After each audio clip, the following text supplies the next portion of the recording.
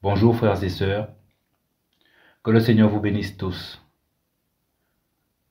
Je voulais nous exhorter sur un sujet qui me semble très important. Remettons ce moment aux mains du Seigneur. Seigneur Jésus, merci pour ta grâce. Toi qui donnes l'intelligence spirituelle, Seigneur. Toi qui répands l'amour dans nos cœurs, Papa. Aide-nous à comprendre ta parole. Aide-nous à pratiquer ta parole, Papa. Tu es notre guide, Seigneur. Aide-nous à rester accrochés à toi, attachés à toi, Papa, comme tu le dis. Et pour que nous ne soyons pas coupés au dernier jour de toi, Seigneur. Que ton Saint-Nom soit glorifié au nom de Jésus. Amen. Donc, comme je le disais, mes frères et sœurs, je voulais nous exhorter sur un petit sujet qui me semble important. On ne s'en rend pas compte des fois, mais c'est très important. Mes frères et sœurs, il est important d'obéir à Dieu, c'est-à-dire à la parole de Dieu, et non aux hommes, non au ministère des hommes. C'est la parole de Dieu qui va nous juger au dernier jour, et non la parole des hommes. C'est important de comprendre cela. Faire exactement ce qui est écrit dans la parole, sans rien rajouter, sans rien enlever. La parole dit que l'orgueil précède la chute.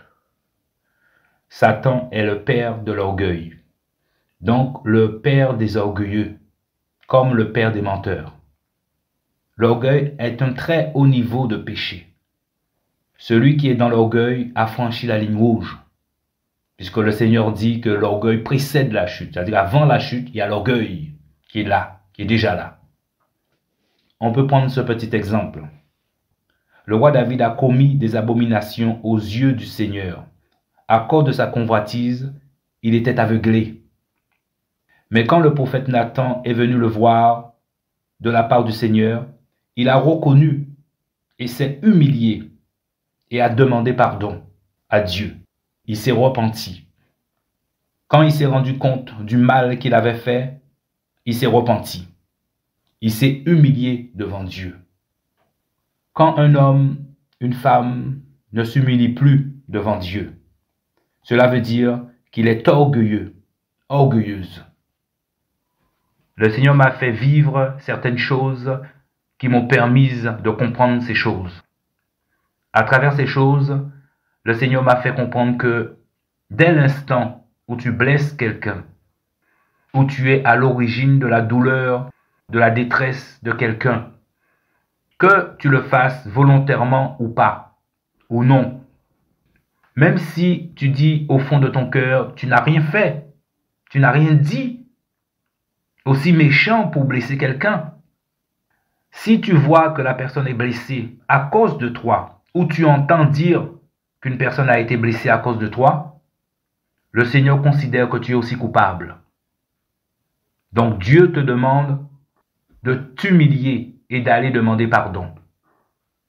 Et celui et celle qui n'agit pas de la sorte, qui n'agit pas ainsi, cela veut dire que l'orgueil est là.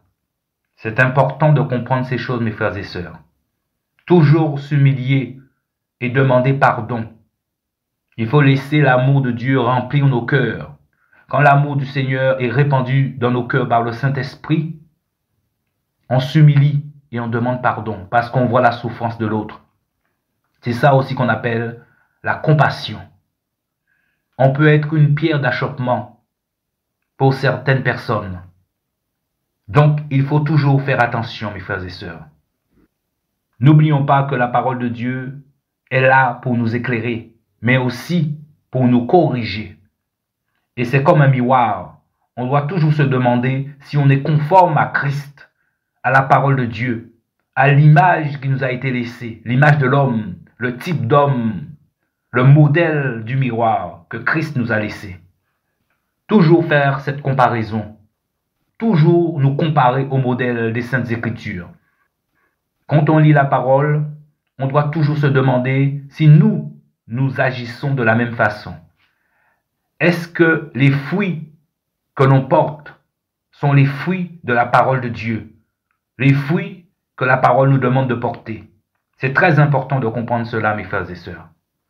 Paul disait dans 2 Corinthiens 13, « Examinez-vous vous-même pour savoir si vous êtes encore dans la foi, si vous êtes dans la foi. » C'est-à-dire, comparez-vous au Seigneur. Comparez-vous au modèle que le Seigneur nous a laissé dans les Saintes Écritures. N'oublions pas que notre but, c'est de ressembler à Jésus. Donc, comparez-vous à la parole de Dieu, à ce qui se passe dans la parole. Est-ce que vous faites pareil? Est-ce que vous faites ce que Jésus demande de faire?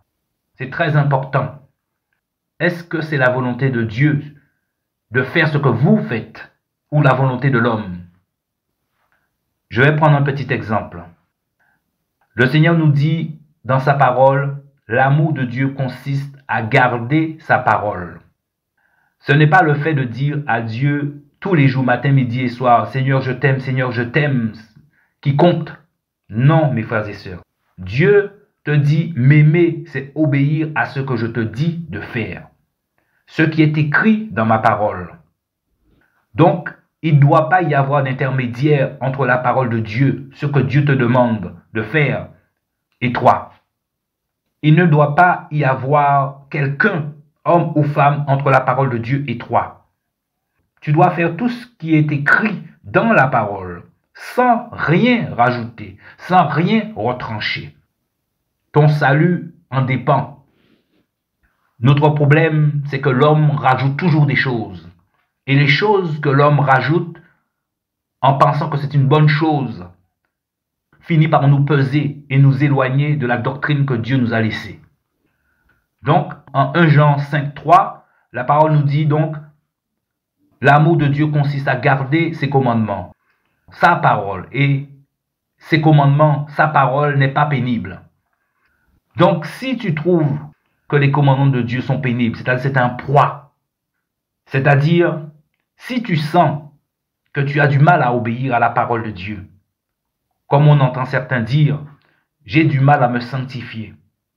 Ils sont dans leur péché, ils ne veulent pas abandonner leur péché, pensant qu'une prière miraculeuse va les sortir de là. Donc je disais, si tu trouves que les commandements de Dieu sont pénibles, tu as du mal à obéir. Mon frère, ma sœur, laisse-moi te dire, c'est très simple. C'est un signe que ton cœur n'est pas droit devant Dieu. Parce que normalement, la parole de Dieu ne doit pas être un poids, un fardeau pour toi. C'est-à-dire qu'il y a un problème au niveau de ta foi. Il faut aller au pied du Seigneur, lui demander quel est le problème. Peut-être que tu n'es pas converti. Parce que dans les assemblées, on pense que nous sommes tous frères. Alors la quasi-totalité des gens ne sont même pas convertis. Ou bien tu étais converti, mais tu as dévié. Tu as quitté le droit chemin. Tu as quitté la lumière. Tu ne marches plus dans la lumière. Parce que la parole nous dit que les commandements de Dieu ne sont pas pénibles. Donc pas pénibles pour celui qui marche dans la vérité, dans la lumière. Un enfant de Dieu. C'est-à-dire un véritable enfant de Dieu. Puisque Dieu ne peut pas mentir. S'il dit que ce n'est pas pénible pour un enfant de Dieu, donc ce n'est pas pénible. Et pour les autres, ils ont du mal à obéir à la parole de Dieu. Pourquoi? Parce qu'ils vivent selon la chair. Et la chair n'est pas capable de se soumettre au commandement de Dieu. Tout simplement. Il ne peut pas. C'est impossible pour la chair. Il faut savoir que celui qui appartient à Dieu se précipite pour obéir au commandement de Dieu. C'est sa nourriture d'obéir. Comme disait le Seigneur, ma nourriture, c'est de faire la volonté de celui qui m'a envoyé. Donc je prie pour que ta volonté, mon ami, soit de faire la volonté de celui qui t'a envoyé.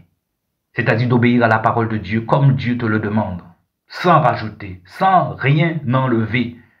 D'obéir tout simplement à la parole de Dieu, pas à la parole des hommes, mes frères et sœurs. Alors, bien-aimés du Seigneur, c'est cette petite exhortation que j'avais dans le cœur. On ne donne que ce que l'on a. Le Seigneur m'enseigne, le Seigneur me donne et je vous transmets, mes amis. C'est ça mon rôle. Maintenant, mes amis, bien-aimés du Seigneur, vous savez aujourd'hui que l'un des signes de l'orgueil, c'est le manque de pardon. C'est pour ça aussi que le Seigneur disait dans la parole, si vous ne pardonnez pas de tout votre cœur, le Seigneur ne vous pardonnera pas non plus. Mais quand le Seigneur dit ces choses, ce n'est pas vraiment pour un enfant de Dieu. Parce qu'un enfant de Dieu, il pardonne. Celui qui ne pardonne pas, c'est égaré. Le manque de pardon, c'est le mal. Tout simplement, ça veut dire que le mal est dans son cœur. Mes frères et sœurs, que le Seigneur vous bénisse. Le chemin n'est pas facile, le combat est difficile, mais le Seigneur endurcit notre front. Nous devons rester debout face à l'ennemi. L'ennemi, des fois, on ne le voit pas. L'ennemi, c'est les pensées. L'ennemi, c'est la méchanceté. L'ennemi ne nous aime pas. Il veut nous détruire. Alors, mes amis, restons attachés au Seigneur. Le Seigneur, c'est notre vie. Il est notre forteresse. C'est lui qui nous défend. Restons attachés au Seigneur. Que le Seigneur vous bénisse tous au nom de Jésus. Amen.